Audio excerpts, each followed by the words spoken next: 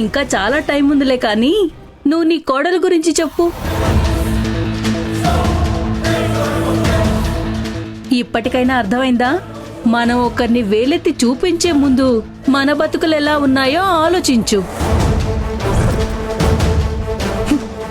మాకు మొత్తం విషయం తెలిసింది భద్రావతి.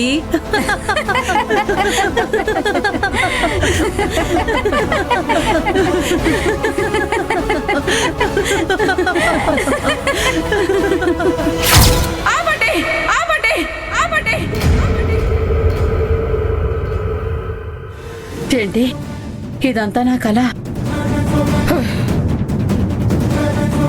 లేదు, ఈ కళ నిజం అవడానికి వీల్లేదు. నేను నిజం అవ్వనివ్వను.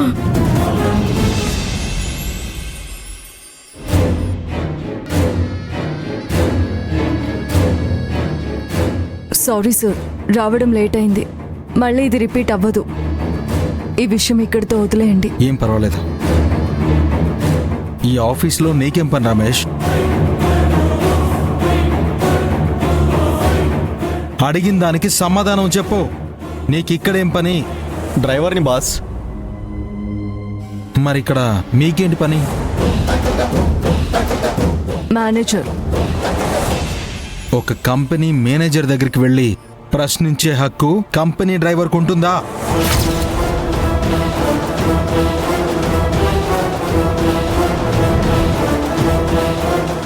సైలెంట్గా ఉన్నావంటే దాని అర్థం నీ స్థాయి ఏంటో, నువ్వెక్కడుండాలో తెలిసిందనుకుంటా. లక్ష్మి గారు తలుచుకుంటే నిన్ను ఈ క్షణమే పనిలో నుంచి తీసేయగలరు. అలా చేయలేదంటే అది తన మంచితనం. అది వాళ్ళ వీక్నెస్ అనుకుంటే నీ మూర్ఖత్వం అవుతుంది. ఇదే లాస్ట్ వార్నింగ్.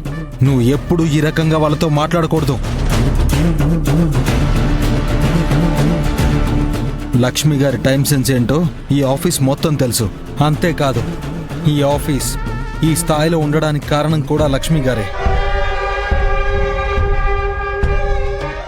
ఇన్ని ఏళ్లుగా టైంకి వస్తున్నా తను ఒక్కరోజు లేట్ అయిందని ప్రశ్నిస్తే తనని అగౌరవపరిచినట్టే. ముందు తనకివ్వాల్సిన గౌరవం ఇవ్వాలి. చిన్న తేడా వచ్చినా నేను నిన్ను క్షమించను. అర్థమైందా? వెళ్ళ.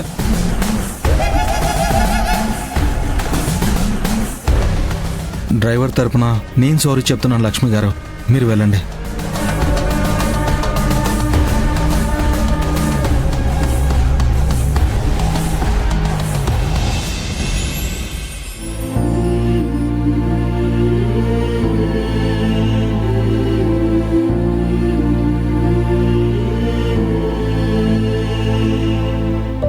ఏంటి మచ్చా అది?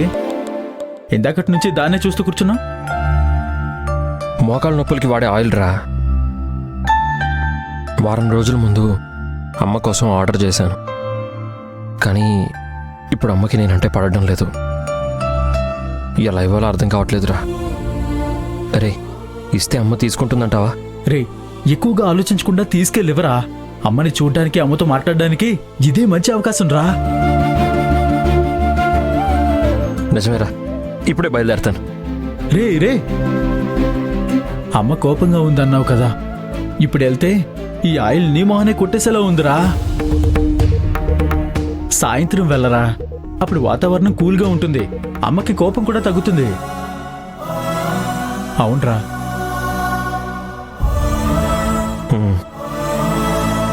ఓకే, బాయ్ మచ్చా.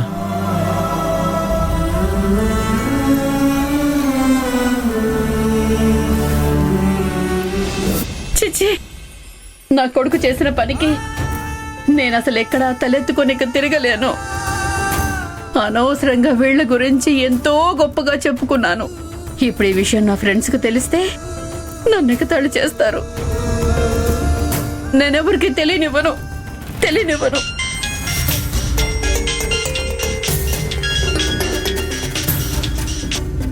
హలో, చెప్పండి, ఎవరు కావాలి? అమ్మా, నేనమ్మా, హరిని. చూడండి, మీరెవరో నాకు తెలీదు. అమ్మ అని పిలిస్తే మర్యాదగా ఉండదు. ఫోన్ పెట్టేయండి.